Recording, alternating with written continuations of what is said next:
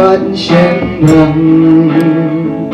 nakelengki jaka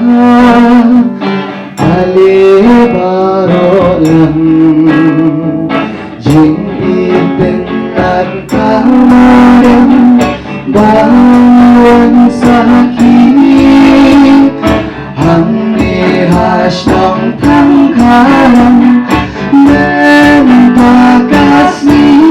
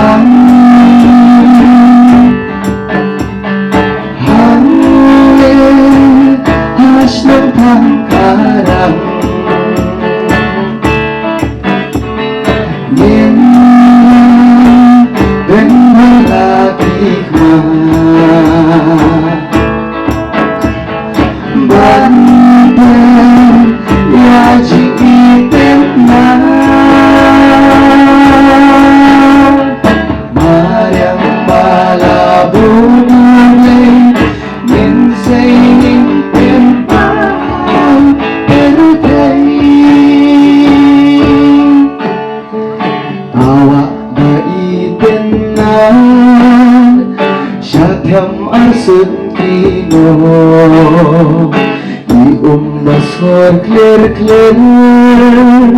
syariat kiaring ko haporlir hapor sendai habasyai unay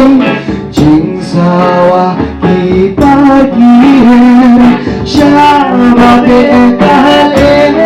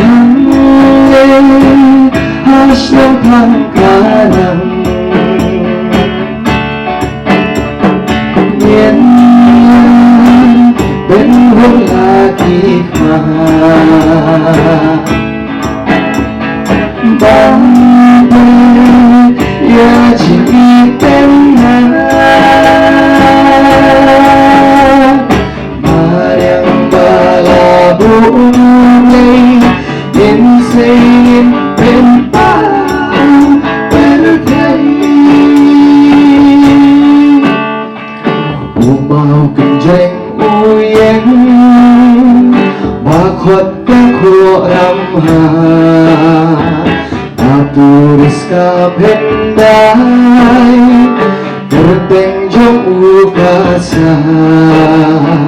uram hak syabah ungka laka